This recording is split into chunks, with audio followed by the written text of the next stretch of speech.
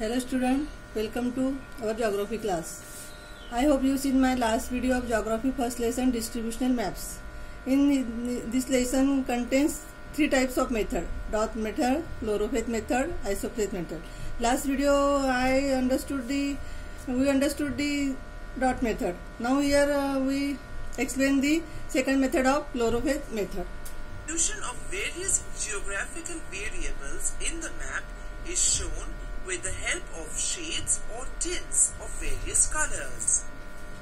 To prepare such maps, the statistical information or data is obtained through various processes like surveys, measurement, etc. In this method, only one value is given to one sub-administrative unit of a region. In this method, student, only one value is given to one sub-administrative unit in a region. The smallest and largest values of given data of the variable are taken into consideration. While preparing these maps, the minimum and maximum value of the given data of the variable are taken into consideration. From this, we can get the range of the variable.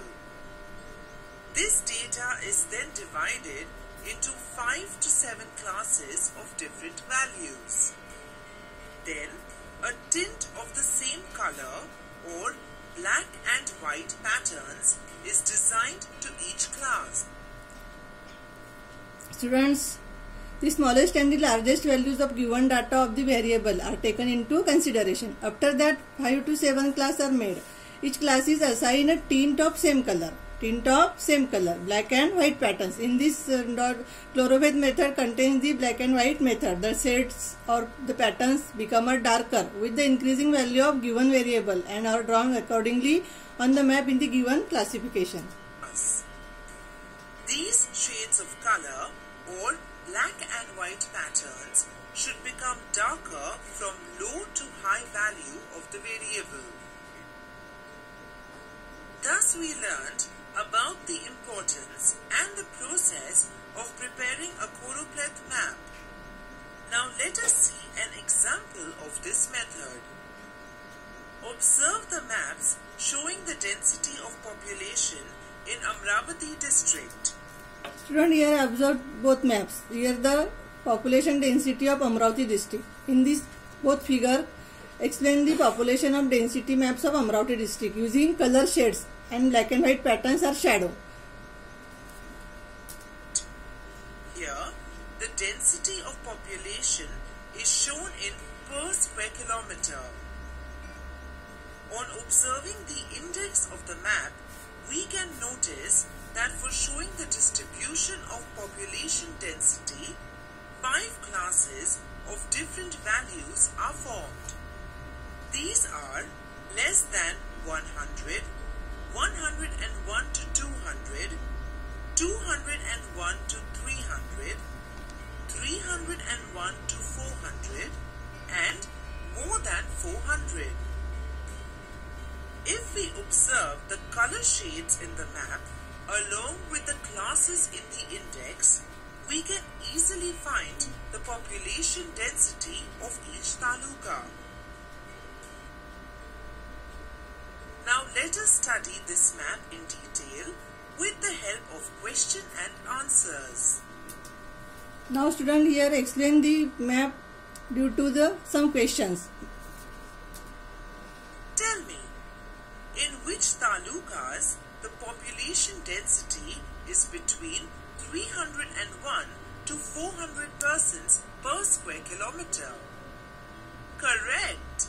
The population density of Anjangaon Surji is between 301 to 400 persons per square kilometer.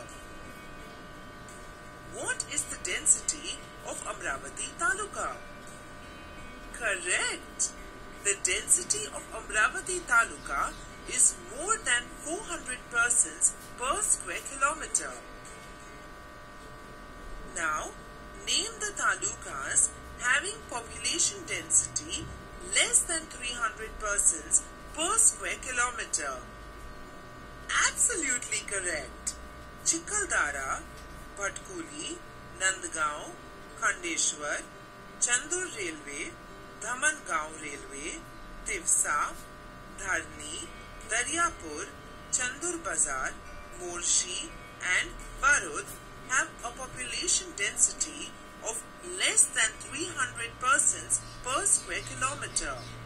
Thus we studied about the dot maps and choropleth maps in detail. The third method of showing the Hello student, here we explain the population density maps of Amravati district using color shades and black and white patterns are shown. Due to some question given the answer, we complete the method of choropleth method. Then next method, third method is isopleth method. Distribution of variables on the map is isopleth method. Let us now study about this method in detail. Isopleth method. Before learning about the isopleth method, first answer some of my questions. What are the lines joining the places having the same temperature called? Correct. The lines joining the places having the same temperature are called isotherms. What are the lines joining the places showing equal pressure called? Correct. The lines joining the places showing equal pressure are called isobars. That means isotherms or isobars are drawn on the map for showing places having equal temperature or pressure respectively. Such lines that join the places having equal values are known as isolines. The distribution of the variables like altitude, temperature, rainfall pressure is continuous. Student, in these maps, the distribution was shown with the help of lines showing equal values. When the distribution of variable is continuous, is isopleth method is then used to show distribution, for example, altitude, temperature and rainfall. The isopleth method is used to show the distribution of such variables in the map. For preparing the isopleth map, it is necessary to obtain the data of the variable at some places. While preparing these maps, it is assumed that the difference between the values of the variables at two places changes at a uniform rate. That means the difference between the values represented by two consecutive isopleth lines is the same for the entire map. For example, in this map, the difference between the values of all consecutive isopleth lines is the same, that is 5 degrees Celsius. In isopleth maps, instead of considering the sub-administrative units of a region, the statistical data of each individual place is taken into consideration. Such data is known as point-related data.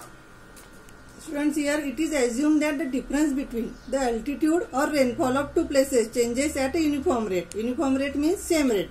The sub-administrative units are not taken into consideration here. The sub-administrative units are not taken into consideration here.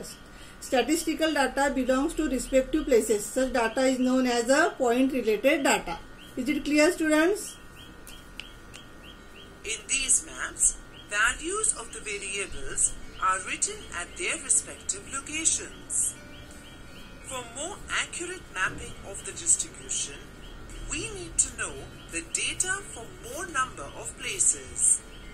Also, this statistical data needs to be accurate. While preparing the isopleth maps, the lowest and the highest values of the variable are taken into consideration.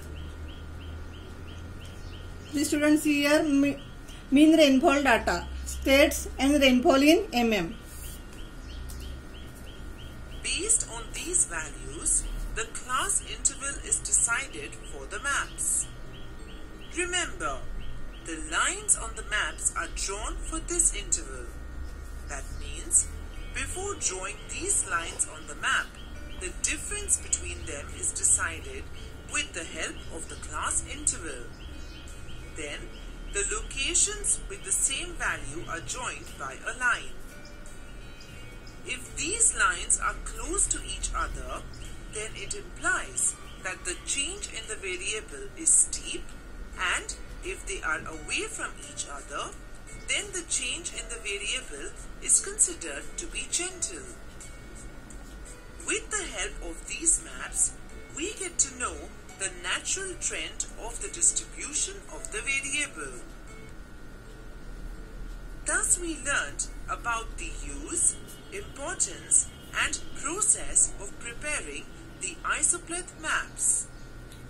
Now let us see an example of this method. Observe this map. It shows the average annual rainfall of Amravati district. Here see students, Amravati district average rainfall. The map shows the distribution of rainfall for the range of 800 mm to 1300 mm. To show this distribution, the values of rainfall are divided into 7 class intervals. Each class interval is assigned a tint of the same color. Now let us study this map in detail with the help of question and answers. In which part of the district is the rainfall more? Correct! The rainfall is more in the northern part of the district. Now tell me, what is the... Then second question. In which direction is rainfall decreases? The lowest and the highest value of the rainfall in the district. Correct. The lowest rainfall in the district is less than 800 mm and the highest rainfall is more than 1300 mm. In which direction is the rainfall decreasing? Student, in which direction is the rainfall decreases? See us. Absolutely correct. The rainfall can be seen to be decreasing from north to south direction. Thus we learned about the different types of distributional maps and the methods of preparing them. In this day, student, we explain the types of distributional maps: dot method, chlorophet method and isopleth method. Now next part is next video.